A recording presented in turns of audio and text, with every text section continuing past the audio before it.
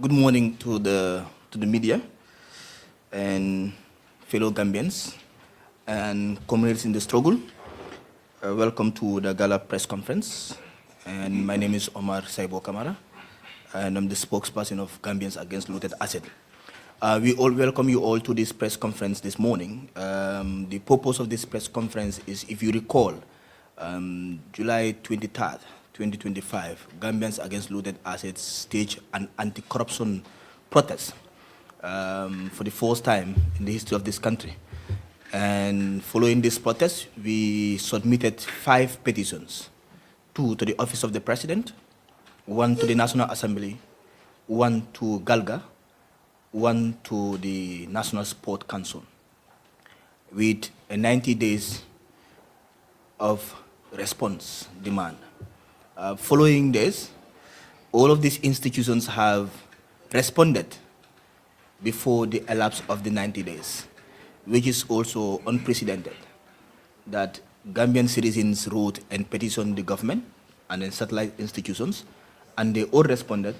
and they responded before the deadline. Following their submissions of their response, Gala find it necessary to gather, review, and also respond to the responses of these institutions, because what we believe was that the response to our petitions are meant to answer questions raised and concerns raised, and also demanded actions to be taken on certain issues. They have all responded in one way or the other. In their submissions, they have answered questions. They've also claimed to have taken actions in certain demands that have been met. After completing our review, after 3 weeks or plus, that every day the team will sit down and review this with consultation of our lawyers, we have also found it fitting to respond to the responses from these institutions. But today, I'm not going to be the one to release this statement. I'll have the singular honor to invite the Secretary General of Gambians Against Looted Assets, Omar Revolutionary Sane, to release the statement on behalf of Gala. I would like to make a few corrections. My name is Omar Sanyang, not Sane. So I don't want to be kex. So I am Omar. So the press statement. Gambians Against Looted Assets, Gala, responds to the government and institutions' reactions to the Gala petition. Gambians Against Looted Assets wishes to formally inform the public of its position regarding the responses received from the National Sports Council, the National Assembly, and the government of the Gambia concerning our petition on corruption, mismanagement of public resources, and institutional failure. As a citizens' movement rooted in transparency, accountability, and justice, Gala remains unwavering in its missions to protect the wealth of the Gambian people. Our positions are grounded in verified evidences, official records, and the constitutional mandate that all state institutions must uphold the rule of law without any compromise. So first, we will start with the National Sports Council. The persistent lack of accountability and transparency in GFF.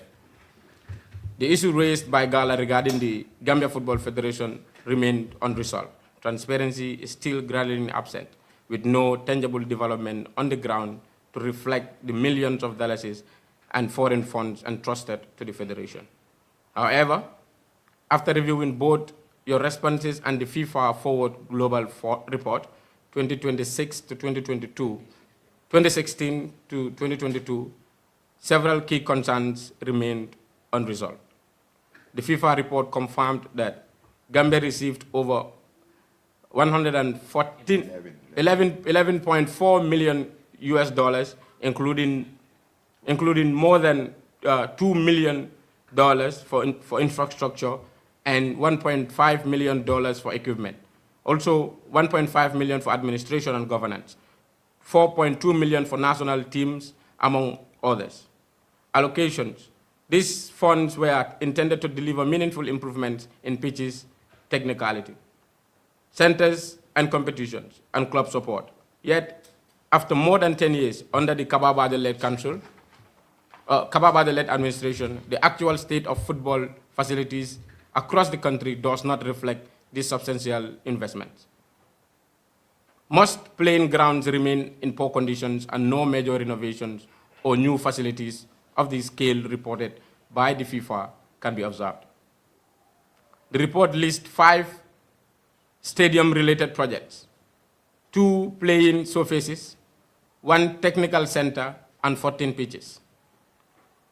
as either new or renovated. Gala league clubs, regional associations, and community football structures cannot identify these projects in practice. If these works had been completed, they should be visible, accessible, and widely acknowledged. Yet, the reality on the ground contradicts what is reported. Equally troubling in the ongoing financial strain on league clubs, despite millions allocated to competitions and club support, GFF still owes teams significant amount, including transport funds, logistic supports, and preparation funds for from as back as 2023 season. This undermines the claim that competition funds are being efficiently utilized and continues to affect the smooth running of domestic leagues. Our petition is rooted in the need for transparency, accountability, and alignment between funding received and real outcomes. What Gala seeks is the straightforward and independent audit of FIFA forward funds, public disclosure of completed projects with verified details verification, visits to all project seats, immediate settlement of outstanding payments to clubs, and institutional reforms to improve governance. To improve governance. There are more excessive demands. They are standard requirements, whatever public interest funding is involved. The National Sports Council, as the statutory oversight body, has a responsibility not to defend shortcomings, but to uphold accountability, compliance, and integrity of sport governance. We therefore urge the National Sports Council to reconsider its stance and fully exercise its mandate in the interest of the Gambian football. Gala remains committed to ensure that development resources truly benefits Gambian players, clubs, and communities. Accountability is essential, and Gambian football deserves transparency, progress, and visible development, not inconsistencies. FIFA records confirm that 1.5 million was allocated to GFF under the National Football Development Program. However, Gambians cannot see any meaningful infrastructure or improvements that justify such massive investments. Grassroots football development. As part of our petition, we also asked GFF for the grassroots football development. But GFF claims that it supports grassroots football is inconsistent with realities. School football competitions are financed by schools through the school improvement grants, that is the SIGs. They claim that 2,300 footballs were distributed to schools remained unproven. The only verified instance of football distribution occurred during the COVID-19 emergency period, which was funded under a separate program. Now to the National Assembly. The National Assembly has conditioned us, and one of it is that we have sent series of petitions to them, but some of them are admissible and some of them are not admissible. These are non-admissible sectors. So Gala acknowledged the National Assembly's effort to review our petition, notes the following. The non-admissible components. Two of the 3 issues raised were deemed non-admissible. The demand for the publication of list of individuals allocated state land, a crucial step towards transparency, fairness, in state resource distribution. 2, a call for an investigation into the alleged 300 million revenue leakage at the GPA, linked to procurement irregularities and administrative lapses. We were informed that Gambia Ports Authority matter remains with the Attorney General Chambers for possible prosecution. However, nearly 9 months have passed without any notable action, update, or clarity. Gala called on the Ministry of Justice to expedite proceedings and publish the investigation findings without delay. The admissible component. The National Assembly acknowledged that matters related to the audit reports are admissible. Gala welcomes its position and will continue to collaborate with the Assembly to strengthen public oversight and implement crucial audit recommendations. Government responses on petroleum importation and sales. A concerning disregard to the National Assembly's binding recommendations. Upon reviewing the Gambia government's response, Gala finds it deliberately avoidance of the core issues raised. The National Assembly's findings were comprehensive, evidence-based, and accompanied by binding recommendations grounded in Section 102 and Section 109, Section 102, Section 109, and Section 110 of the Constitution. The government responded to matters that were not part of the Assembly's recommendation, effectively ignoring key concerns such as systematic corruption, mismanagement of public funds, violation of national laws and policies, undue interference by public officials, and abuse of institutional power. This selective response reflects a deep, troubling lack of political will to confront corruption within the petroleum sector. Gala's position. Gala family believe that the posture of the current administration demonstrates an abuse of genuine commitment to combating corruption and enforce accountability. We remind the government of its constitutional and moral obligation to safeguard national resources, enforce national laws, ensure transparency in all public dealings, protect the interests of the Gambian people. Failure to uphold these obligations threatens not only the institutional integrity, but also the nation's economic stability and democratic process. Gala call to action. Gala renew its demand for urgent and decisive actions. 1. Full and timely implementation of National Assembly's recommendation, comprehensive accountability mechanisms within the GFF and GPA, immediate prosecution of individuals implicated in corruption, financial misconduct. 4. Publication of all crucial reports, including the state land allocation list, finding of the GPA investigation, all relevant audit and administrative reports. Gallery assures the public that we will not relent. We will continue to defend national resources, expose corruption, and hold public institutions accountable without fear, favor, or compromise. Gala's next point of action. In commemoration of the International Human Rights Day, scheduled for on the 10th December 2025, where Gala will amplify the call for respect of international human rights. International human rights. Yeah. National Caravan. A tentative set for early January aimed to engage communities across the regions, raising public awareness and mobilizing national support for a corrupt-free society. In conclusion, Gala stands firm in its belief that Gambia deserves transparent governance, accountability, institutions, and leaders who serve the people, not themselves.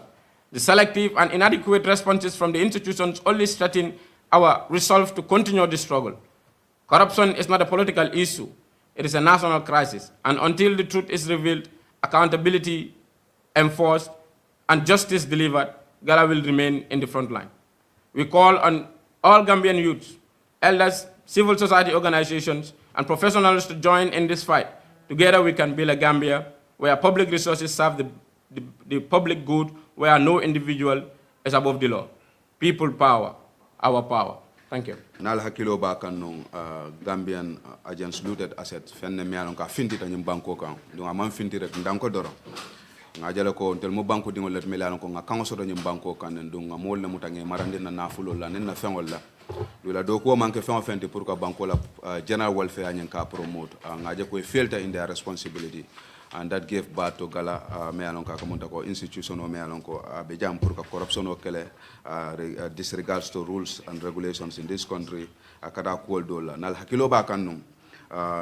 kare saba komanto non gambe fondin kol fintita banta akabe fintita non ye menyinen ka wala nyinte ko mansa kundala bunda lulu bije melalon ko nga letaro safe ka yantandila ko nga felle jije melalon ko anin silol mantaño la kamunta ko banko la nafulo le be tinya kan wala luwantam bali yale be ke kan banko kan wala kata kudo lam fintita nga petition o safe nyin government institution lulole ka yantandila ko lafta nyinen karol landu lafta fana pour ka yantandila ko antel la lodu lamu simfa mente nena ta corruption la karola o kamunta ko ni nata government fan wala welan ko wala the executive thing a letter fula ki wole ni data national assembly nga letter killing ki o national sports council nga letter killing ki wole aning galga me alon ko wala fanal malta ni nga letter rol ki wole o letter rol nyin kono nata je man sakunda nata jabe ye jabe rokina mole me alon ko gala nata siala me alon ko funding ke kafoni kabe ngamuta jani 90 days obe banda ni institution lulol be la jabiro kinyana nen nata si ka ye ko kafola nyindi nga tame nga yoya nga jibe fanyon kuma ka mu fennati me alon kon sa mutano le bamba nata jibe ko kuma kawol membe je felle me alon kon tele kol me wulindi wala nga nyinin karol menke man sakunda me address etel dunta ko le kon me alon ko always there always in the defensive angle be found defense kan but man tangible evidence na wala sede jarodi men sa yantanden tel la ko be kuma kawol mem foka wala banko be men kumbo ka wala fenoti tel pareta ka mel solve but dunta ko do le kono mela lon kon tel fangol me nyinen ka wala ka yantandi la ko tel ye ko do le ka nyam banko ka mela ko manke del la petition ta be me address ka gala funding ki wol nada ka fu nyokan ye lo kun jama ke kanyen kaytol muta ke yoya ni la loyal nada respondo dada ni institution lulu yalon nada kaydo safe ka yantandi la ke jabi na lo labe nyame anyim banko kanjam ba folo la mena wala national sport council ti me alon ko ay la jabiro kono ka be nga yoya nga tame nada jije ko hansa ntel be ko men foka wala nyinde ko accountability wala nyini ni nata pour seneyandiro la ni nata bankola na fulo la ni transparency mela ngumo abe GFA mela ko wala mata na football la na football development wala kamunta ko hansa ko kol be jela ndu mol address ntel la petition oto o kamala gala nata kisi rol ken nata nga jibe ko inata mela lon ko dunia la bunda ba même mata football le ka fo me ko GFA FIFA anen la CAF me alon ko le mata Africa football la ni nata la report o jibe me alon ko datita 2016 ka fakata fo 2022 waya entani ko kulle me alon ko wol nata non pour sport wala nyaato tala nyin banko kanja baraka munta ko GFA wala ntella man sakunda e man kuma fontele no me alon ko membo karola ni nata jibe Gambia banko keda modi me alon ko e muna fan ko do la me alon ko atara fo million tan nin killing nim point nani me alon ko bodanan FIFA le bulkana nan Gambia jang bar wo keda fendi me alon ko ni nata jibe pour football wala nyaato ta nyanda ka ke wolti a million fula fana dunta je me alon ko kam infrastructural development wala ka football o samba nyaato kata fo 1.5 million dollars me alon ko pour bagasol me alon ko si football o samba na nyaato another 1.5 million dollars me alon ko wala football la man sakunda be tamala nyame ka fo me administration and governance ani nata fana million nani ani tondi fula me alon ko fana nata pour na football team ol me alon ko be nyim banko kanjang pour ka fendi la saje fanal sila football o yurwande no nyil be kada feldi me alon ko be nata na jam pour ka football o anin na football dinkiral pour que sambano nyaato bar nyin kada fendi me alon ko ni nata kisi roke ite o jeno wala ni tata nyim football dulal to wala nyim football bayel to wala kada fo football la yurwato etaje la je physically ndugo be kada wato me na kada sanji tan kono ma to me na kababa jo me alon ko atelebe football o nyaato nyim banko kanjam ni nata fana yenna football la dulal jibe facility sol me lalon ko lebi jam football ka ke damento ni tata korosiro ke wodo ni nata nyim kodo be yoya me alon ko be dunda gambela banko kono e baje la ko nyim kodo nyim ama reflect wala nyinde ko ni tata je te football tata je bayel bete ata ni tata na Serakunda is west and all parks all e baje la ko hansa they are struggling to have a proper park oni o kada fenti me alon kon tel ya andani ko wala jefe la tonton la jabiro e mendintel la anen tonya manta anen silo manta kamunta ko e ben nene kanne be kumol le fokantel because ni report o be telephone e FIFA la website wolto ni tata je baje la je kantandi la ko na fulo men dunta nyim banko kanya baro na fulo nyim ma reflect ni nata football la karola jang nyim banko kanya ya andani fana la report o bala ko football baye lulu e ka fo me stadium project ko anen two plane surface wala nyindi ko football o ka play a duma mento anen technical center anen 14 pitches wala nyi football dulalto ñun mu feŋol lete mele alon ko wol be nata nan pour ka football ñin ka wo place o ñin kutayandi walla ka dada e sutiya kutayala bare gala wonin national league sol ani regional association ani community sol kabe wol yela kesikisirol beke na rayantani la ko ñin development o me alon ko GFA kodo men dunta ñin banko kan jang men dunta na GFA bulo a project ko man soto me alon ko sa jeno e ñala ka yantandi ko ñin mu fennede aketale walla do ko ñi hansa man kumfa ani nata ka je ko walla feŋo me alon ko nata nun wo kodo dunta nun je ni ñala jero ba suutela len dum mol fanal ba a kala mutala banko dingol ba kala mutala ba ni tata grand sol to ba tata ko ñun kumo ñin anin GFA kam men fo ya nin kodo men dunta ñim banko kan aka munta sango nim banko e ma ñoma ñola awo kammala duntel ya entandi ko ñim mukulete me alon ko abe tilimbali yale naati ka ñim banko ka abe banko la na fulo ti ñaka melon ko ñanda ka football o samba ñaato ka bin millionol be dunta football o kono pour ka football o samba ñaato aka munta ko GFA hansay ebe football o GFF hansay mele alon ko lem football team oldi julo be tema melon ko julo siya bata men ka munta ko la transport reform sol kata fo la logistics support for preparation pour la football ka bring 2023 sisino kono hansay me jono ndum ko dol le ka bonan me alon ko football o me alon ko le malta football la dunia ja men ka munta ko GFA FIFA anen CAF melan ko ka kodona nan pour kanyum football li ruwandi baraka munta ko hansay en la football be komale na fulo bukata ay dunta nyan anyanda ka dunya men abuka dun woto o kamala gala ya entandi ko hansay tel be loring e la petition o be loring nyinal ka entandi ko tilingo ne accountability me alon ko wole be me alon ko wole mankita ni nata ñin kodol me yalan koy be receive ani ne nata jibe même fon be banko kono jang wol mu fenlete me yalan koy manta ñola gala ya yantandi ko te la lord la mu menti wala ñinti ko pour tilingo sitra ñim banko kan jang anen fana independent audit wala melka kisi siro ke banko la nafulo la pour wol sike fenti mele yalan ko ñim FIFA fond sol ñing isa audit anen public disclosure wala ñinti ko si Gambia banko dingol si ñaati le ya fu fanna ko projet ko mele yalan ko etel ko ye complete le mol ñaaye je fana ndu ye verify no mol ye je fana anen fana visit all listed project site wala ñinti ko projet ko men fana yalan ko etel ko be wolle kam fana pour mo sita si woltol jibe sa antani mol la ko ñille mu fengol mele yalan ko be keka anin football team ol melan ko la julol be la ka make sure that ko julol ñi ke fenti me yalan ko asike fenti me yalan ko be jolano be pare football o fana la maral nya ay ke fenti me yalan ko abe kala fenti me yalan ko abe yurwala no ñim banko kanja ya yantandi la fana ko ntel be ñinin karo menke ka wala ñindi ko standard equipment wala ñindi ko kayandandi la ko football na football kenya ñi ay ke fenti me yalan ko abitano ñaato nin kayandandi la fana ko man sakunda wala banko la kodo me yalan ko ka dum football ko na ay ke fenti me yalan ko asitraje nga saso di me yalan ko ka fo me NYC wala ñindi ko mel malta football wala me yalan ko luway sembo di tel la kayandandi la ko tel ka oversight body ti ne amoy oversight body tel le fanal be football wala pol kisi kan abetel le bul kayandandi la ko ke molti melalon ko bela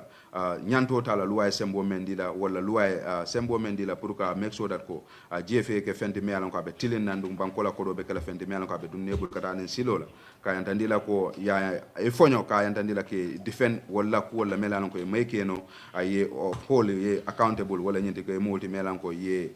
muta ela barol la ka melka nyim banko kan jambe pare ke fenti melalon ko football on ala football kenya nyinga be kala fenti melalon ko nen tilingo bitanyo anen lanno bitanyo banko kan jam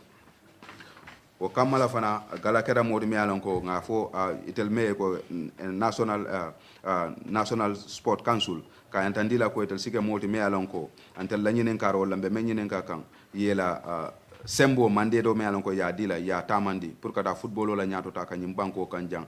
me alon ka ninga mbela interest bitanyola gala ya yantandi ko itel sansa be lori nyin tuntung nyine kan ka yantandi la ko football wala banko la nafulo me alon ka ka dunyim banko ka ke fenti me alon ka be banko dingol nafala be football lal nafala be clubol nafala be community sol nafala kantu yaje ko ni nada konti bora kalola wala en fengoti me alon ka sinna football o sambano nyaato ni nada tilingola karola fana sinna football o sambano nyaato ni nada visible development ola o mo fennati me alon ko ni nata galala kuola ni kuol manta nyola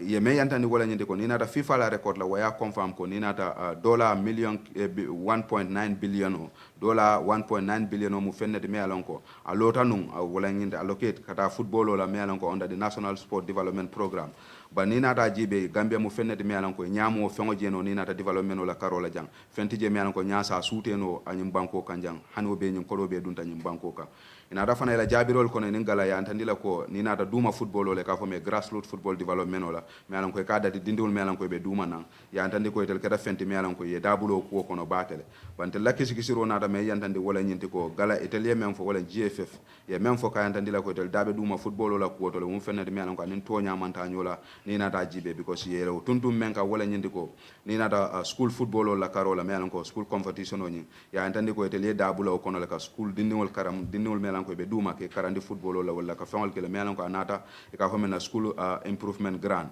melan ko kodo nata na wala bar ni nata jefe etele la jabiro la gala nyina yantandi la ko kodo nyin kono etele kata modi melan ko football wuli fula keme saba ya wala sanka janjande football school ol tema pour ka yantandi ko phénomène si football o duma football o yurwande no nyim banko ka bande la kisikisiro me yantandi wo ya yantandi ko nyim kumo mu fenne de melan ko ate tonya yala no because my evidence landing tel nyalo men sa tonya ndino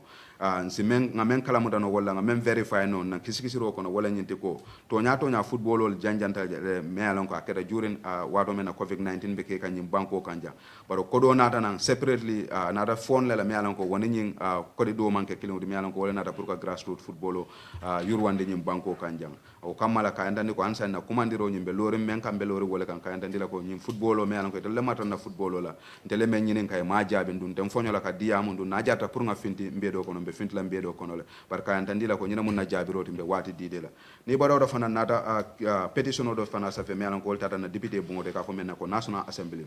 nga kayti sabale sa fe national assembly do ba luwal le fanal bi je melan ko wolle na national assembly sansang ani nata ka jibe ko jannibe kayto nyin e ba nan e be sonnala ka yandandi la ko nyin kayto mu fenne de melan ko luwa e sembo dinte la bayde del fanal ka tama luwal la fo sa jibe fo ka yandandi la fo tunkungol men bi jaw tunkungol na fatale janni ba kala so na letter sabol be kono je nga men ki national assembly la men ka munda ko kenol melan ko ka janjanna banko kan jang ka brin 2017 ngaje ko man sakunda be kenol di kan individual la janne akaytol findi da mol melan ko be nam fa kan banko la kenol la nduni nata loi jibe loi e men fo wala the drafters of the constitution wala yo safe men kam wala nyindi ko mol melan ko bulo me ko ben et bulo de mansa et keno sanno le fay pour man sakunda si ma ko bal nataje ko mol melan ko ya kodo sodo ya sembo sodo si kodral sanno aka janja wolle bulani institutional o kamalante gala nataje ko nyi mukule de melan ko fon sa kisi wo keda fende melan ko nga ki député bungoto kabi nga ki je na la jabiro to meanna e manson akayto nyinna e ko loi nyin sembo men di la wala nyindi ko jannin kayto nyitel be sonna la pour ka ko kisi ameli alan ko be kayto sa fe ka fo mele de petitioners wala nyanda ka fe yantandi tel la ko ye simfal tale me alan ko man sakunda la bunda men mata wala ka munta ko ministry of land tel nyanta ka sim kayto yantandi la ko nga simfal tale nga ministry safele ka yantandi le kayto nyin ye findindi ya fo mole kenol dita jumala bari ko kayto nyin ma safe that means that ko we didn't force engage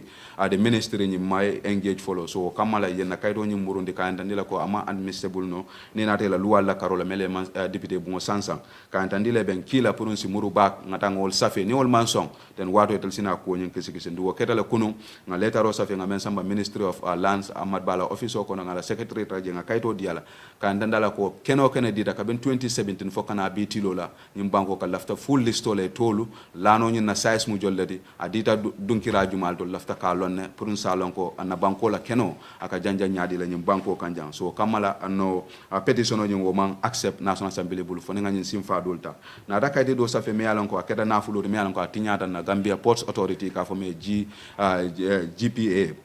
me alon ko kodo tinyata je mentara fo million keme saba anen fe me alon ko eko akeda men na wala nyinti ko tiketol kala damento aka wafi damento anyi nafulo tinyata wolto nata safero fana ke député bungodo aka yantandila ko lafte nyun ko kisi bari ko fana e manson ala bari ko my evidence landi nyato ka yantandila ko le GPPA safele pour ye publication ko wala nga minister of justice safele pour ka yantandila ko nyun ko mo fenne de me alon ko gambenol sulata pour ka long ngalon kisi ro be nyaadi bari kisi ro meda so ya mare pour ngamuru a minister ya ka yantandala ka kayto safi minister ya ka yantandala ko nyimu fenne de me yalon ko tel lafta kalo nandu be nyinen kala nyin kisikisiro nyi hansa be nyaade bayri londo ya soto wala nganyul lonko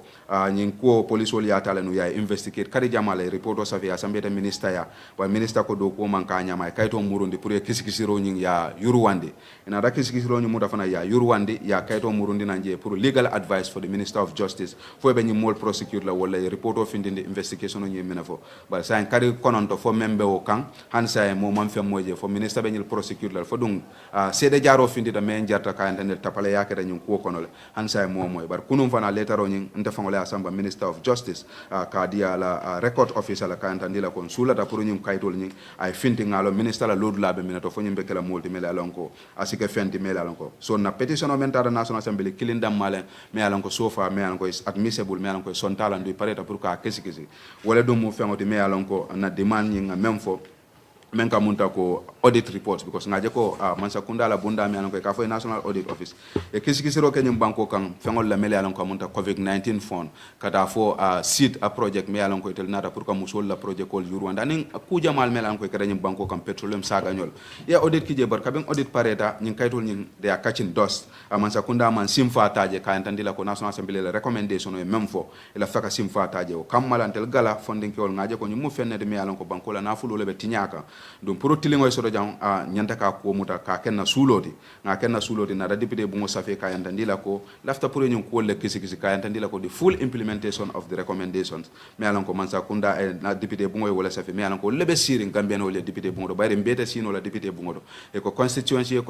ye mo kilin tombon dia ka munta ni o mari bo député bungo do o be sirin tel bele o dula nyin do ko munta ko ni wala fengo fo aka munta gambia dingo bele o fo so ko manyana ka fenti me alon ko janta ka chakani di anyanta ka muta mansa kunda bundal belal so kamala nga yantandi député bungola ko e ko kayto ni sontalan du pareda pour ni ngala e do ko ke pour nga ayantandi lante lafte tele area men audit report me alan ko lafta pour ay implement nga identify bari audit report hol siya badala kabri gambia fallon audit beke kanyim banko kan ba ni ko e bo beke la be siya la bar nga jibe me alan ko mu banko la sulo lede ngol identify donc ngala pareda pour ni député bungo e do ko ke ko audit report hol mudake samba député bungo do e saje nisisi ni institutional finance commandina ena yantandi na ko do dunta muntola ani munana recommendation te implement la o kada fenti me alon ko wala mun nasim fa nyaade ni nata national assembly dunga national assembly tentu ka andandi le bunda me yele pour ka yantandi ko bankola nafulo adunta nyamen anabe koyla nyamen banko dingol am bodo do fana na petition nga men sa fe man sa kunda fon la bundal to me en kamunta ko nal hakilo ba kanu petrole mo dunta nyim banko kanjane me alon ko bodo nan kulungo to me alon ko anata na nyim banko kanjang adunta banko kanja depota anna mandinarin depoto me alon ko is designed for OMG sol me alon ko be nyim banko ka wala fuel company solti saje ko sila fuelo mabono ni mansa kunda la nyndula de ka fo me ko gam petroleum do wol fana ni ya mabo je fana every percentage 5% wo kada mansa kunda la kesol kono fo men sa yantandi ko ni nata na ambulance ol melan ko be banko kanjam police ol la fuel ol ni bita petrol la pour kan na safety ke o be ka bole kono bari nata ye company do nan na melan ko ma register nyim banko kanjam men ka munda ko apoji nyole nata je fuel o jindi na banko kanjam ka biya jindi ja be wafi jam ane transfer manjo men sitan na keso kono ka fo men na ko jiare na mo nyi ya jo ni ko do be tata ndo kisikisiro ka ba ke dan nata je ko député bu ko be kisikisiro ya je ko tapale ya dunta jele ya je ko corruption o dunta jele ya je ko na systemic failure melan ko institutional melan ko be nyim banko kan melalon ko nyanda ka institutional ni na dañu banko kan janne be banque yella janne be transactional kala ja they must be registered ni registered fana silol men nyanda kata institutional failure ke dawo dlaldo so national assembly be tuntuna mansa kundala bundala wala député bungola bundala ka fo me standing orders section 102 109 and 110 section 110 of the constitution it nada ka fenti melalon ko bunda yele ka fo me committee melalon ko nyun ko kisikisi ka bela kisikisi role ke nada me yantandi wala nyinti ko ni nada systematical fonko systemic corruption wala ñindi ko tiñaro wala corruption o me alan ko ani loi manta o keda jele me alan ko yo suute anyin ko kono jele na daje mismanagement of public fund ni na da man sa kunda fana la nafulo la keda fendi me alan ko tiñata kabiri wato men ñun kulungu dunta banko kono na daje fana loi me alan ko len na man sa kunda sansan akeda fendi me alan ko ye nyakasi wala ye fansu loi dundi je pour kanyen tilimbali yake banko kan ka kulungu dundi ñim banko ka me alan ko ala fuelo wa fi jan transfer ma jo ñim banko ya yandande fana ko man sa kunda do kulal mele sembo soto yele influence use ka decision o muta ke falling wala nyinte ko ke la sembo use bayde te lebe santo ka fengoti me alan ko yake ni nada fana institutional power men sembo me alan ko be modol buli yo sembo muta ya use pour ka tiñaro ke jam waya yantande ko kabentele man sakunda nge safe etel kera modi mela lan ko tele isul men fo tele pour yo la adresse wo kera fenti mela etel ye nyakasi wala ye fansun kuma kutol le nan ke fan difen ka kuol nan ka yantande tel kera fenne de mela lan ko e be corruptional fight kan janna akamala e case listo le nan ka safe gala mela ko tara fo case tene ko etel be wolle prosecute kan ninata akite bungola karola mela lan ko waya yantande la ko etel be corruption a fight kan nyim banko kan ba ninata o case ol be jibe fa e be loose kan because of minekada investigation kendo manke je just kunun ko kunun mon ko len mansa sumare mi alan ko president la former driver le ala case mi alan ko kiti bungoy kiti o te ala ndu yo sa fe tel ya dula to kan tandila ko tel be corruption o fight kan nyim banko kan baro case nyin keda fenne di mi alan ko a lose tale mansa kunda ya lose le yol be bula kan tandila ko wol man fenke they are just messengers but decision o boda dame mele kayto sa fe pour diplomatic passport wala di mol la nyim banko ka wolle luwati nyandi wol bu mansa kunda fangolet mele ya yantande ko tel mo corruption o bol men nata ko be jam mansa sumare hansa anen president le be donkan miran kilon kono je lumena famina kiti bungo do pour kana kiti tewla president le moto diala ka bona manka man kunda kan edan ko kiti bungo la e be momen kisi kisi kan waya yantandi la ko nyim mansa kunda mo fennede mi alan ko man pare ka corruption o kele nyim banko kan so yo kusi falle nana pour ka tuntunga la wala yantandi tel la ko man pare ka ko isul address ndel be men fo kam be gon tele mel yantandi la ko recommendation o yantandi la ka yantandi la ko minister of interior memo ablay sagnandi mo le mayal ko national assembly ya recommend le ka mari nyi yanta ka suspend le to go for administration leave and a criminal investigation o yanta ka kunal wala ko kisi kisi ro ka yanta ka kunal ka yantanda la wato men atemo minister atemo interior minister of inspector general of police ti nyi ko ke datel la wato no police be la do ko ke kan bar influence dun taje ke balendi la do ko la pour kisi kisi ro ke ka yantanda nyi ko ke da nyame ya ndane fana ablay me alan ko le minister of petroleum ti o fana e luwal falinga cabinet paper samba ka yantandi la ko ka luwa kutol nan na me alan ko nan luwal man tan te leñi le fonna petition o kon ba ni na da man sakunda la jabiro jiba kare jabirti me alan ko ka munta sawni banko anente le ko me alan ko nga wulende o kamala ka yantandi la ko etelementel la ko na sula ko nga men sa fena petition kon han sa man sakunda ma jabi dum parera pour ya jabi so gala nata load la yantandi kabinga na kayto review ka yantandi la ko gala mu moti me alan ko hani sayantel be lodina lod la nyin to kayantandi la ko nyi administration ni wala baro let administration ti mo molet me alan ko ye me yantandi tal gambia dingol la kayantandi la ko tel mo molet me alan ko man pare pour ka corruption o kele nyim banko kanjang e mo molet me alan ko man pare pour ka accountability kele nyim banko bayri nyin do ko me alan ka keda man ko galale yake ba député bungola yake don député bungo ni nata jibe bayri mbeti ta sino la député bungo ko loud la e mo kilin tombon so no mari fon fen safe ay fon fa ka munta gambia dingo be le sonta wala o kamala ndandila ko itelman simfata pour na banko la nafulo ka protect ka ndandila fana ni nata luwala karola mi alan ko le national laws ti ka sembentu ya nyim banko kan akada ko nyim mansa kunda la jabiro wala yantani de del hamoni wonten ay man silata fana pour ko ta ka ndandi fana ko ni nata transparent la wala tilingode ni nata public ni mansa kunda la nafulo wala mansa kunda la fon ni be do ko kala mo fenti mi alan ko mansa kunda e me yandani tel la ko la jabiro ko wala nyinte ko tel manke mo de melan ko hamo sodo pour ko mutaka ke fenti abodo fana ni nata na luwala me alan ko yenna banko protect anena banko la luwal wala ka banko la interest protect ka munta ko itelma bayri ye foreign company bula jam yalan ko nata nyim banko kanjang aya fansum business o ko jay million jamal sodo je mo dantal yenna fala banko la keso o fota ko di jamala jam yalan ko sitan na jata kende aldo asitano na service sol to melan ko nyanta ko leren aka munta wota individual interest man sakunda interest ta wala dana dan national interest kala e wala je la ko kono so kala fana nyim position yandande ko man sakunda mo men melan ko felta la responsibility la me alan ko obligation o me alan ko wala na banko a threaten wala nyindi ko silandala me alan ko na institutional integrity ni na tam bank kundala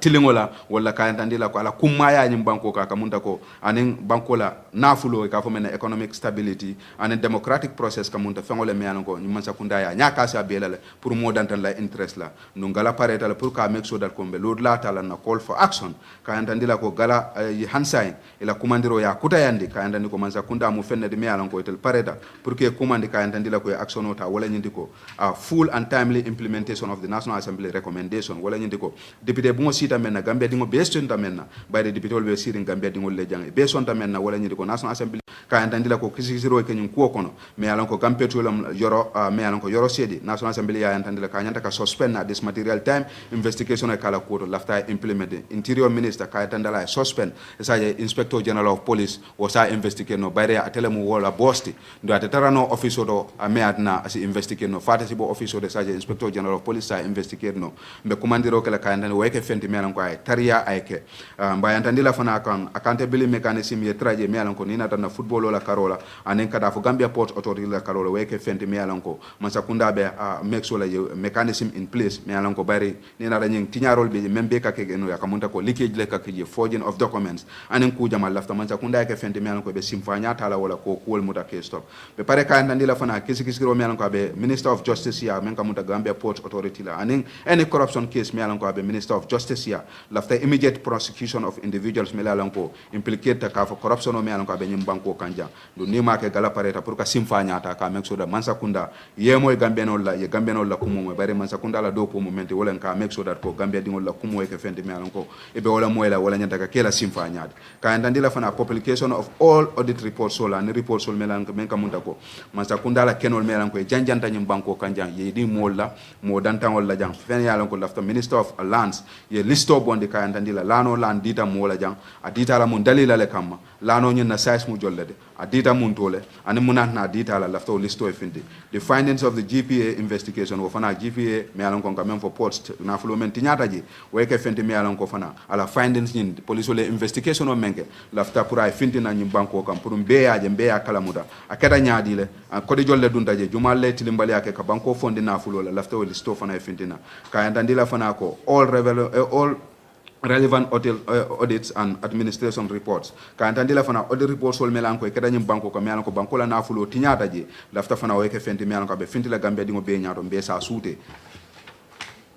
ka antandila ko gala lodu la nyim momenti wala nyindi konte lota simfa men ka wala nyindi ko ka Mansakunda o ka banko la nafulo tanka no wo mu fennete melan ko nanate jijala o silo la mbeta raw silo kan ne fo jande lumenna wa ala be be kala nyamen bar gala nanate bole simfa nyaka na do ko wala simfa nya momenti wala nyindi ko banko la resources ka mutaka tanka be pare corruption of fana ka expose ndunta dana expose fana la balka make sure that ko ay banyim banko kan jang wala munna simfa de ka ndandi la fana ko public institutional ye hold accountable me yalan ko silo tije ndung nyoma ko tije wala ka foko ka compromise wata kala je galala jamano la ka ndandi la ko na next point of action wala nyinti ko gala ayla simfa nyaabe kala menti wala nyinti ko ni nata dunia la bembale ka fo menna ko international human rights day me yalan ko schedule ta pour December 10th gala be kala modi me yalan ko be la kumandiro ba wurindi la bake ka amplify ka yantani Mansakunda la ko ye dunia la luwal ke fendi melalon ko international human rights ke bunya nyim banko kanjam bayri ngaje ko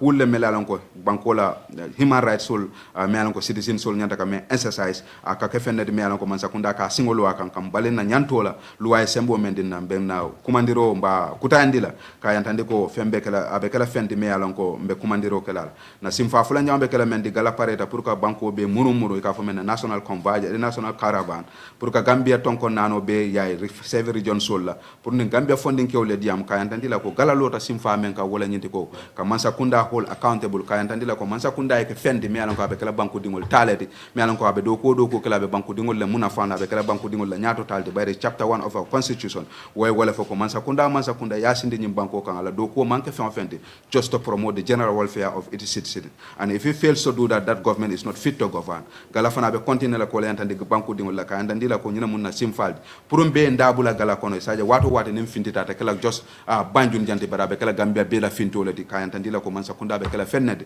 me alon ko be la moy la Gambia dingol la ko la bayre tel tamu banko to tel letel sindije pour yeke na do kulaldi o be kala fende me alon ko sambi sa mbe wulla wala kayantandi la ko fana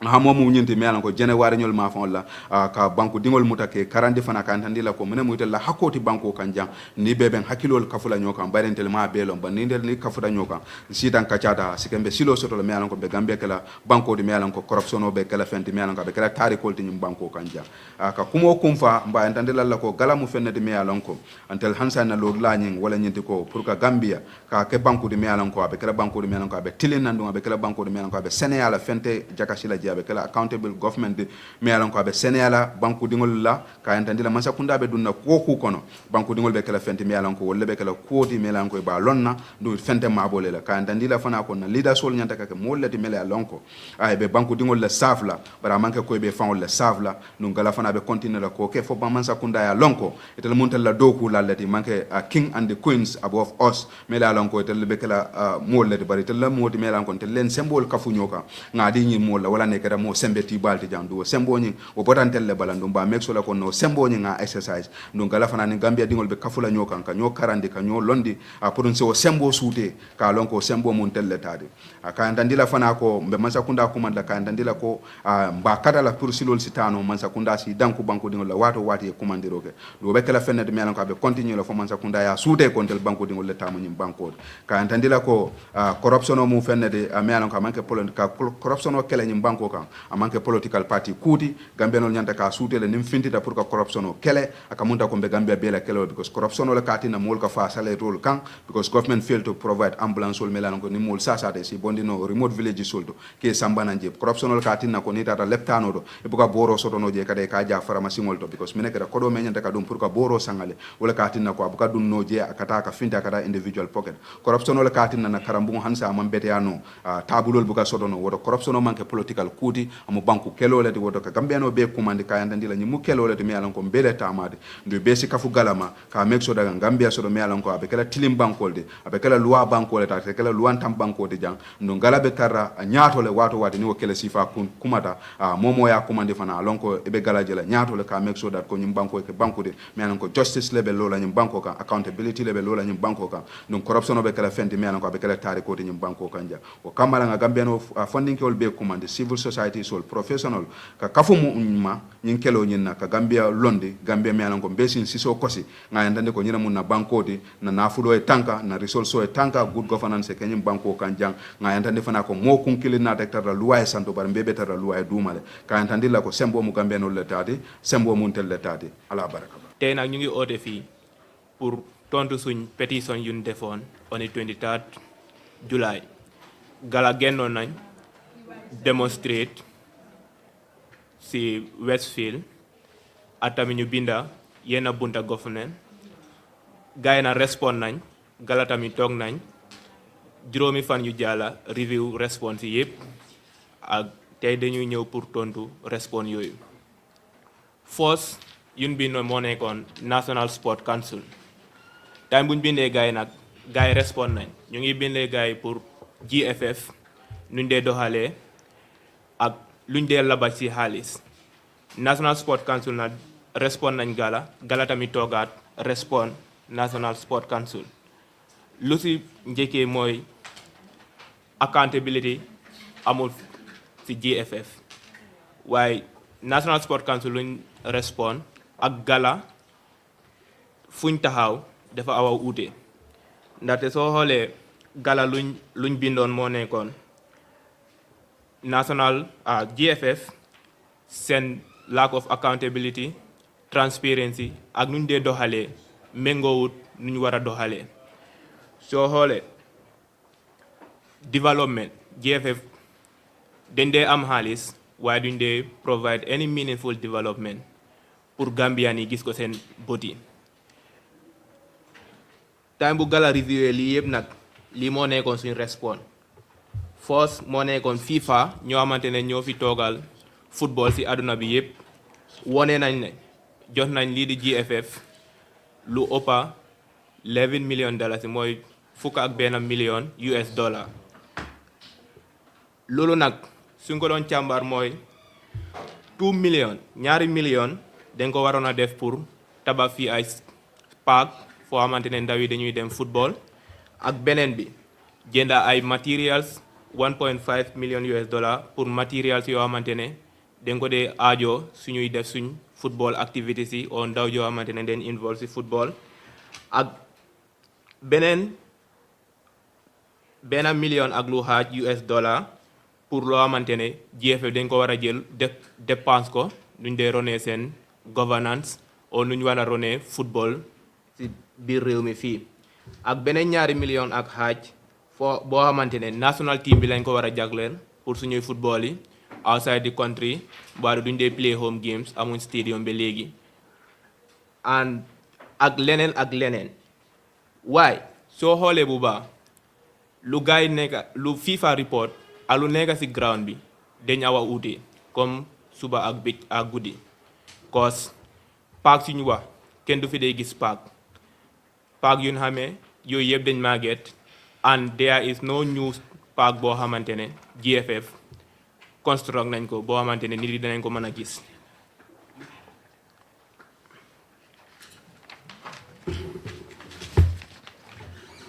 ak soo xamee si nu ñuy doxalee seen governance bi labaj bari na fa trop and football nu mu mel si dëkk bi ñi yëpp xam nañ nu mu nekk di doxee warut a doxee noonu cause soo amul good park doo mën a play football fuñ toll nii tey GFF seen compétition bi mu ngi delay cause amuñ ground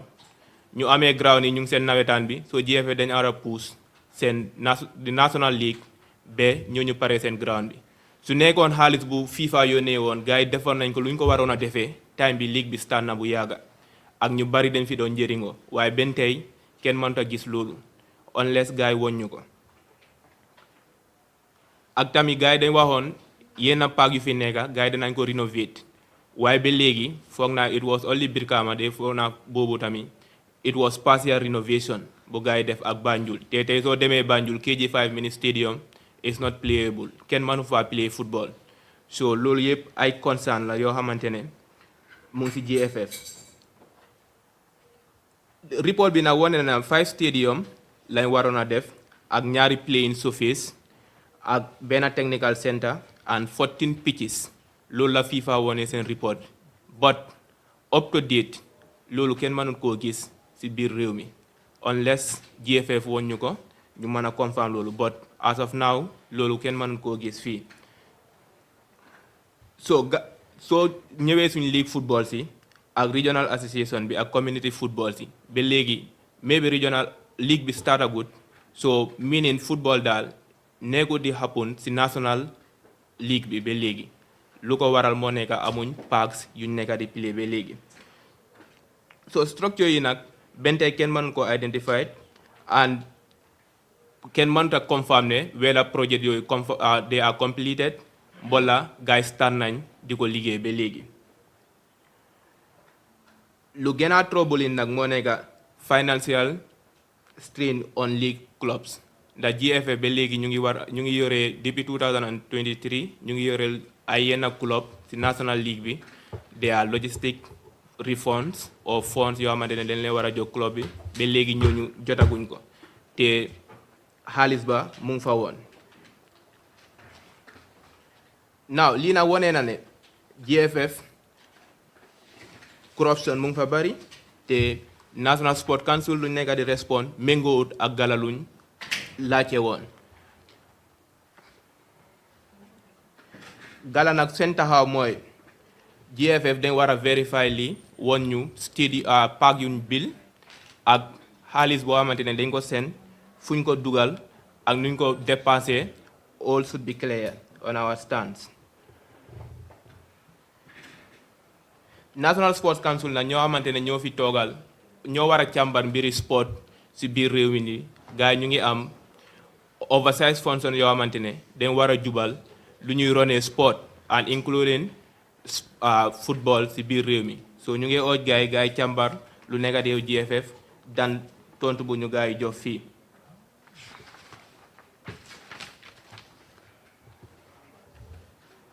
now Gala nag ba léegi ñu ngi taxaw fu ñu taxawoon and so that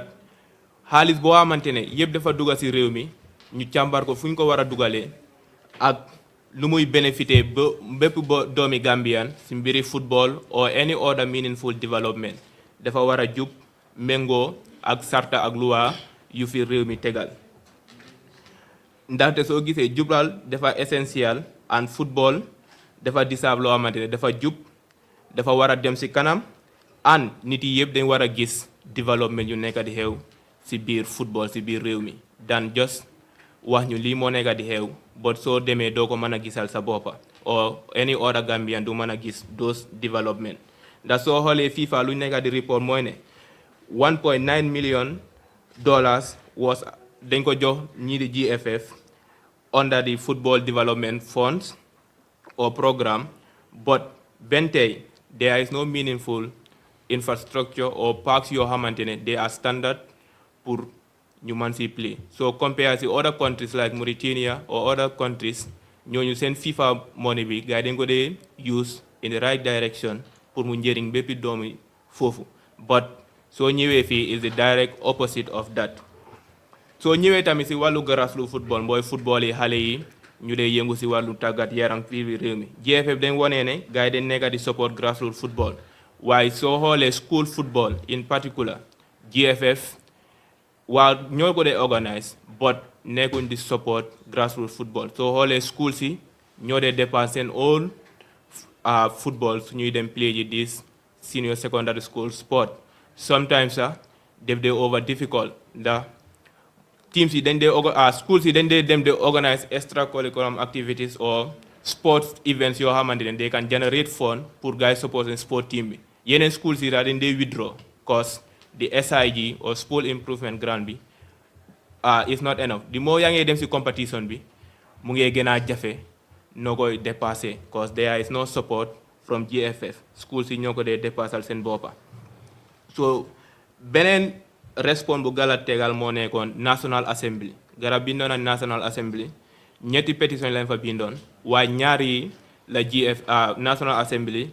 admit mën nañ si gestu daal beneen bi dañ ko war a beneen bi lañ benn lañ admit waaye ñaar yi gars yi they are not admissible first moo nekkoon ñoo xamante ne National Assembly dañ ko mënuñ ko admit moo nekkoon ñoo xamante ne dañ leen jox land biir réew mi suuf boo xamante ne nguur nit yi yëpp ñoo ko moom ñu jokkoon yeneen nit Gala na bindoon nañ pour demand those list waaye National Assembly lu ñu wone gars yi mënuñ siy dugal ba Gala bindaat si National Land Ministry pour gars yi jël action déma nag Gala submit naan a petition to Land Ministry so that gars yi dañuy génne yëpp yoo xamante ne ku am laan saay si laan bi kuñ ko jox ak déet boo ko joxee yëpp Gala dañ buggal loolu mu reer balaa ñu dellu si National Assembly bi and the other one moo nekkoon lu nekk di xew GPA Gambia Ports Authority ñu yëpp xam na ne lu toll si $300 million réeroon na foofu na si Gambia Ports Authority loolu nag police yi investigate on nañ yóbbu seen report bi and dañ leen redirect waat gars yi gën a investigate and still gars yi def nañ ko but to now ba léegi there is no action that is taken from Ministry of Justice so Gala nag dema bindoon nañ tamit delloo si Ministry of Justice pour gars yi publish report yi policy or nit yi xam fuñ taxawee ak the way forward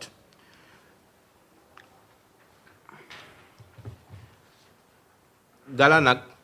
ñu ngi oo Ministry of Justice pour mu publish the investigative finding mu ñàkk a delay nu mu gën a gaawee yëpp baax na bu National Assembly bi nag admit ñoom moo nekk audit report cause ñu yëpp xam nañ ne there are a lot of audit reports yoo xamante ne ñu ngi leen paak ñu ngi jël dos foofu ba léegi there is no action so su nekkee dañuy investigate action di nga ko dee jël loolu amul njëriñ so Assembly bi nag acknowledge nañ loolu mën nañ si seetaan so Gala ak National Assembly dañuy continuer di liggéey together so that to ensure that audit reports yi dinañ leen implement koo xamante ne dafa lekk xaalis si nguur bi o public bi mu delloo ko o ñu yóbbu ko max na bu mu nekkee benn and the last one moo nekkoon government response on petroleum importation and sales responding government bi pour petroleum bu nekk di dugga si réew mi fii amoon na ñu yëpp mën nañ fàttaliku benn compagnie mu ngi doon operate fii boo xamante ne lansi nañ ko by the government mu ngi jaay mbiri petroleum si biir réew mi and nekku di fay benn tax si biir réew mi so Gala nag dañ pétition government bi concerning that issue waaye gars yi duñ respond ak National Assembly bi seen report bi dafa uute trop so Gala nag dañ ko fine loo xamante ne government bi dañ teylu jox ñu respond yoo xamante ne Gala nekku di ko laajte and gars yi tamit dañ teg National Assembly bi seen report side gars yi indi seen own side of the story and government bi nag seen respond we are not part of Assembly bi seen recommendation bi the Assembly bi gars yi dañ ignore loo xamante ne corruption mu ngi faa xew gars yi dañ ko ignore seen response bi ak tamit nit yoo xamante ne dañu mismanage public fund mbiri xaalis boo xamante nit yëpp ñoo ko bokka kenn oo ñaari nit dal di ko séddoo and the other one moo nekkoon dañ ignore tamit ñoo xamante ne dañ violate loi yi réew mi ak policy yu fi nekka and the other one tamit ñoo xamante ne ay nit yi ndombal tànkal lañ ñu am doole si biir réew mi dañ jël dugal seen loxo loo xamante ne it was under investigation by the police and also gis nañ tamit ñoo xamante ne dañ am doole si biir réew mi gars yi dañ abuse seen institutional powers yi yaa ngi liggéey si département bi bëgguloo kenn xam lu fa nekk di xew so Gala nag dañ gisee lii as a selective response loo xamante ne is a troubling lack of political will government bi wone wuñ daal dañ bugg a investigate lu fa nekk di xew mbiri corruption bi si petroleum saga bi so ñun nag Gala seen position moo nekka dañ war a sàmm alali réew mi government bi dafa war a sàmm alali réew mi and suñ national laws yi dañ ko war a enforce koo xamante ne dafa yaxa loi dañ la war a yóbbu maanaam fu nekkee benn and also alali réew mi dañ ko war a teg foo xamante ne dafa leer ni nga ko dee spene dafa war a méngoo loi réew mi and tamit dañ war a protect interest yi Gambian people bi nekkut some government official but the interest of the general public and failure to upload lii dafay threaten national security cause dafay threaten national security and economic stability si biir réew mi so Gala nag ñu ngi oote benn tey pour government bi gars yi implement National Assembly recommendations yi National Assembly dañ tegoon recommendation government bi dañ war a implement those recommendations ak gars yi ñëw ak si GFF bi tamit full gars yi teg leen si yoon nu ñu war a spender seen xaalis bi and all monies gars yi teg ko loo xamante ne dafa méngoo ak loi and tamit koo xamante ne yëpp ñu ngi la implicate si corruption yaa ngi am tànka si biir corruption or financial misconduct den la war a yóbbu man na fu nekkee benn loi ate la and publication of all critical reports loo xamante ne yëpp dañ ko war a public by the government gars yi dañ ko war a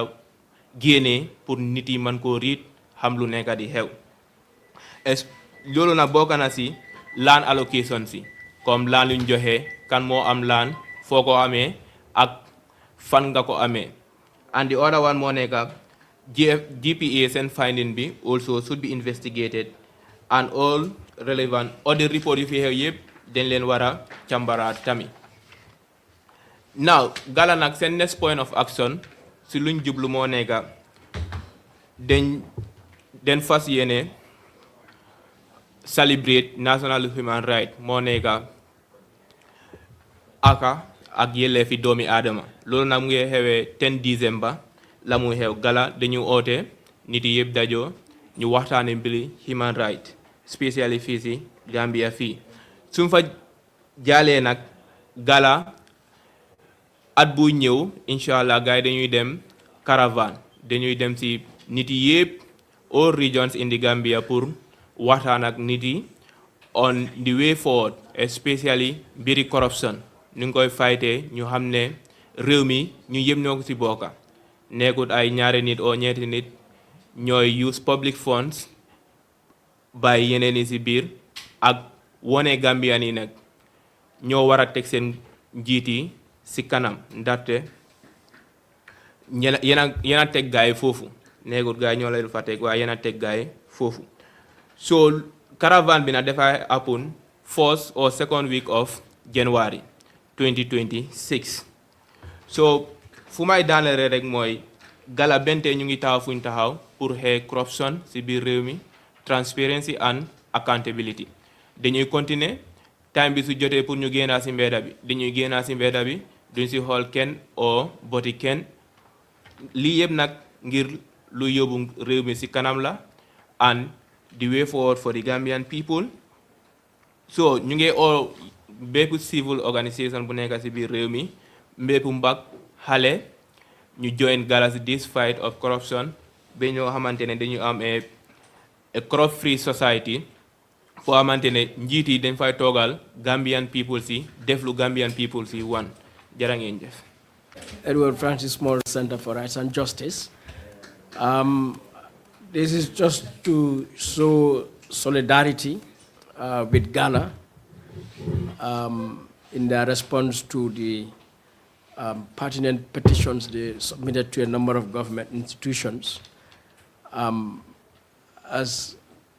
an accountability institution, EF Small Center is fully in line with their petitions, and we associate ourselves with the responses that they have provided to these petitions. And to say that the fundamental challenge facing this country is the lack of political will to combat corruption. And corruption is the greatest threat to our national unity, our national security, and the development of this country. That not just today, but for the past 60 years, the underdevelopment and the lack of opportunities, the poverty, deprivation, the high unemployment, and particularly the deadly backway phenomenon are all a consequence of corruption. Gambia does not lack resources. Gambia does not lack ideas. Gambia does not lack the knowledge and skills within its workforce at all levels to be able to position this country on a path of prosperity for all. What we lack rather is the will and the commitment of public institutions, public officials to mobilize, to organize, to utilize the resources of this country purposely only and for nothing else but for the development of the people of the Gambia. And the lack of that is the only reason why this country continues to be a highly indebted, impoverished, poor country as we experience in our lives. So we associate ourselves with these petitions and with Gala and call on all Gambians to realize that we have reached a point where it should be a personal and a collective endeavor, objective of every citizen to combat corruption, to stand up and speak out, to expose corruption, to demand accountability. As they have highlighted, we have multiple reports, and when we say corruption, we are not speaking our opinion. We are speaking on the basis of official reports, facts from the Auditor General's report, facts from the National Assembly, facts from presidential commissions of inquiry, facts from the Gambia Police Force, facts from other official inquiries which have determined, established that there is corruption within the public sector. And this is what we are talking about, and the reports are there for everyone to see. So the only task we have as citizens, because this is in our best interest for our lives today and tomorrow, to make sure we have a government that is transparent and accountable so that we have a country that can prosper, where each and every citizen will enjoy all necessary social and economic rights to give us dignified life. So we want to share that solidarity with Gala and with the petition and make this call to action to all citizens. Thank you. Thank you. Once again, thank you for coming and for gracing this press conference with us, and to Madi and then the Edward Francis Small Center for Right and Justice. Thank you for always showing solidarity and for standing with the people. And to everyone here, to the Gala team, and to the Gambian people, the mission of Gambians Against Looted Assets is very simple: to deliver a country where everybody lives in dignity, in honor, and a country where our children don't have to struggle to get to schools. A country where we don't have to be sent to pharmacies to buy medication. A country where we don't have to sit and listen to our leaders defend instead of talking about serious national issues. So thank you, everyone. And then Gala will come your way again, and we remind you that on the 10th, we are going to celebrate the International Human Rights Day, and January, we will take this country, length and breadth, to speak to people about corruption, about human rights, and about seriousness for a developed country. Thank you. Questions? Yes. My name is Mahmoud Yao, and I work for the newspaper. I have 3 questions. Question number 1 is, given that some institutions such as GFF provided responses you consider misleading or inaccurate. It's through the National Sport Council we got this response. We have reviewed the response, and then in the response we have made it very clear that their response don't match with the information. And then for GFF's case, it's a public knowledge. You go to the FIFA website, you've seen all the contradictions to the funds received by FIFA. The only problem we have with GFF is the idea that the government cannot interfere. The government cannot interfere becomes very difficult now. We cannot send them to the National Assembly for questioning or whatsoever. However, we're going to give them time. We're going to write back to them again, and we're going to give them time, and then we will respond to them, and then we will make sure that public funds are meant for the public. Because the issue with GFF is very visible. 14 pitches. How many pitches do we have in this country? As we speak, there are tournaments that are held because they're going to even have somewhere to do it. So these are public knowledge, and then Gala's next steps are very clear, and we have communicated it to them, and we will communicate it to them further, and we're going to mobilize, of course. If the response don't match actions, we're going to mobilize. And for the legal actions, for now, we're still exploring other mechanisms. Let's say, for example, we have now written to other institutions as part of the response mechanism after we receive certain response, for example, from the National Assembly and all of that. If at any point legal actions become a necessity, we're going to take legal actions. But for now, our biggest tool is mobilization, and we will mobilize at the right time when we find it insufficient of the government actions to our demands. Yes. Yeah. So I have some series of questions, but let me just try to set some of them. So the first one is regarding, well, you're fighting corruption. Today, the Anti-Corruption commissioners will be sworn in, or not sworn in, but Will be confirmed. Confirmed Yes. in Parliament. Yes. Let me not give false. A response day was they took an opportunity to tell Gambians what they are doing and what they are not doing. For Gala, we are focused on our demand. What our demand to the office of the president is two. So they brought a thesis,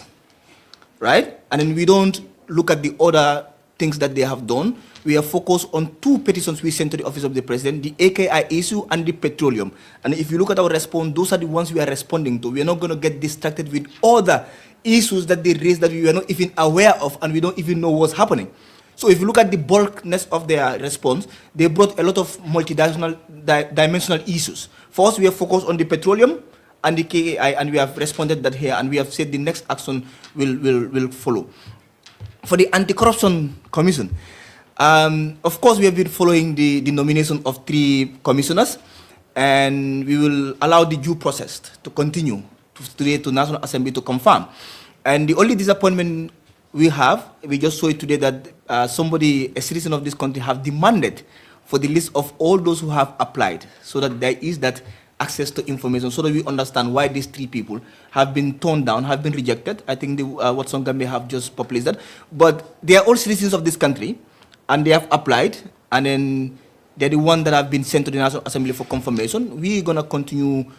closely watching, and all what we know that is an anti-corruption commission, and then that itself speaks for itself. Thank you. So I also have a series of questions, but I will first begin with the National Sports Council, which you said you are calling for public disclosure and site visits. Is Gala prepared to lead or coordinate an independent nationwide inspection of football facilities? Yes, we are fully ready. Part of our nationwide tour is to collaborate with grassroots football development agents to ensure that any region where we go to watch inspect these facilities, so that we will have to inform our next call of action on the National Sport Council and then the GFF.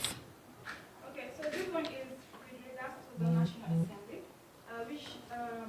given that the National Assembly ruled key parts of their petition not admissible, what is Gala's next course of action regarding the demand for the state land allocation list and the alleged 300 billion GPA revenue leakage? So the National Assembly did not admit those 2 part of our petition simply because for them they are the last resort.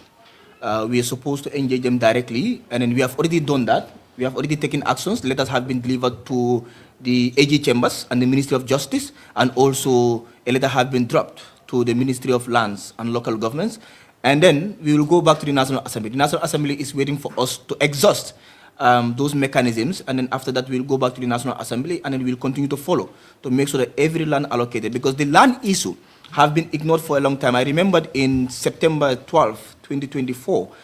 myself, Mr. Madi Jobade, and Babukar Nyang have petitioned the National Assembly on these land issues, and nothing came out of it. We are going to exhaust the formalities instructed and advised by the National Assembly, and we will go back to them after we receive our response from those institutions. For transparency, will you call it a defect of procedural limitations or a deeper reluctance of confront sensitive corruption issues? I think it's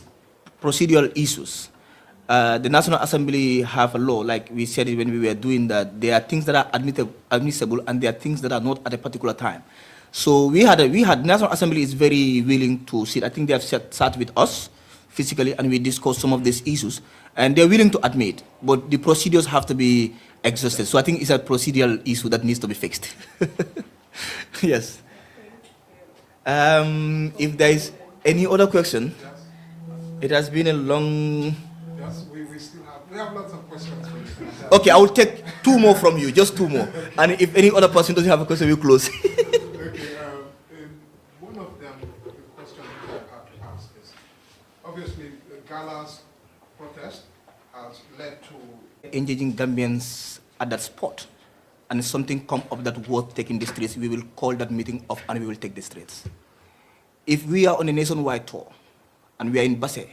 something urgent happens, we will take the streets from Basse to Banjul, but we will make sure that protest is never going to die out in this country. We are not abandoning protest. We are going to use both conventional and non-conventional activism and advocacy tools. We take the streets, we talk to the people, and then based on the demand, based on the need, based on the necessity, every day can be a protest day in this country. Thank you. Does that include dialogue? Because the government has been calling for dialogue, which makes me wanted to ask. I had to ask this before. It's about, did you invite government to this press conference? Because they invited you in their press conference. And dialogue. I want to answer first, government want dialogue. Every day we are dialoguing. This is itself is dialogue. And I keep saying, protest is dialogue. But you know what we're going to do? Sit on a table with a government that charge us, criminalize us, and take us to court. Thank you. So did you invite? Thank you all for coming, and see you some other time. Thank you.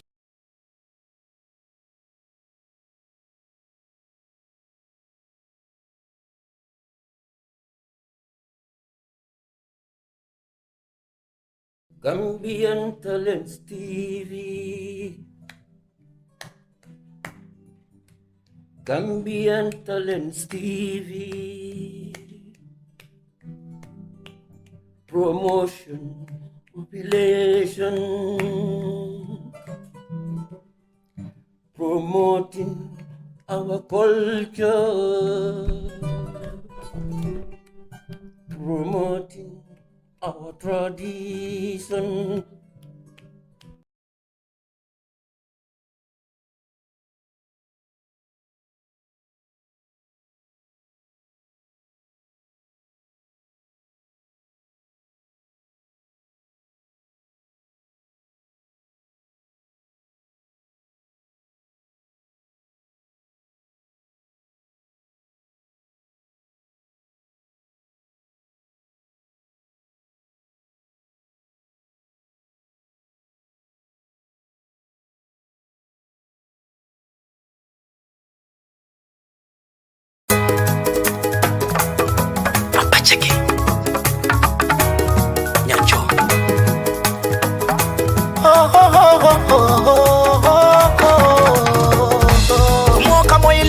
Bukadomo di masa dia tuliye kani madam makamlim kibar la benda bara bukadomo baba di maka tayle tulolo inna baba wasintin state ngoluko ikom ngoluko ikom wasintin state ngoluko ikom ngoluko ikom sa apply no kani atare man tara do kola ikom ibe do kola way man tara do kola working family task credit going fele silo kanka tanyining sane ngamoy sane yamoy fanay wuli tanyining sibe sito wuli efisiati ko nibe wasentim bankoka kairo nata e konko bayla ko sino babule tanyining February 1st la bela tila na mukuto wasentim bankoka na modila siyade janno bani nyul manka fali malonko nyul be ma koyro lela fali malonko nyul be ma rolela fali malo nyul be ma koyro lela fali malonko nyul be ma rolela Washington State ye kibaro le natalma ho ho be jambaro lela Washington State ye kibaro le natalma be jambaro lela kodo kulalu na jambaro du malambalu ibato lela kodo kulalu na jambaro du malambalu ibato lela Washington West Africa sentankoli kolaboy ikona a blessing binava working families that's craving sanyini ikona a blessing muna simbinava working families that's craving sanyini manke don toroti borola soya tanyini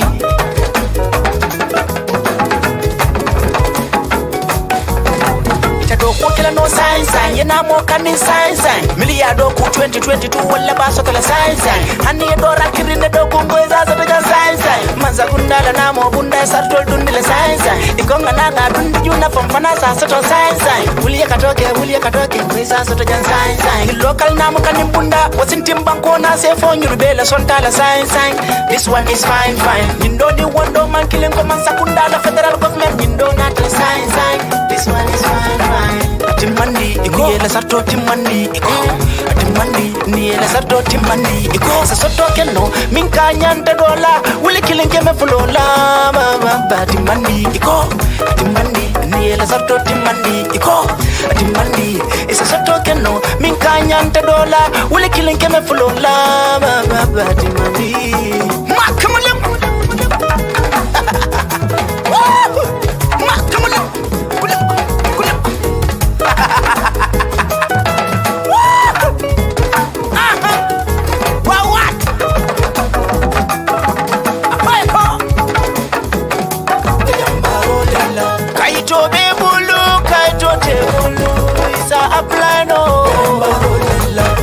Kaito tebulu ma aplano ho ho wa wango kontak baba wa osnyala molu ho ho awak alikana silla la kuloma be kantabine ho ho wa wango mbana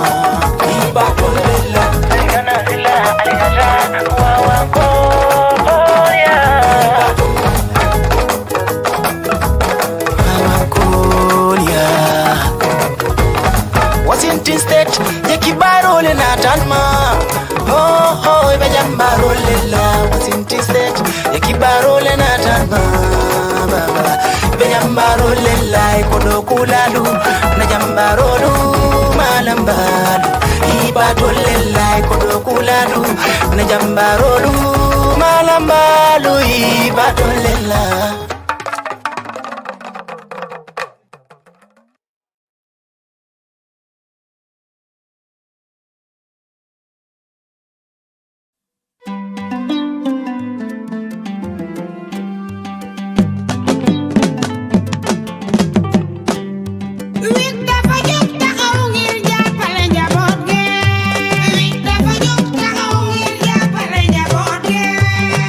Dafa jóg taxaw ngir jàppale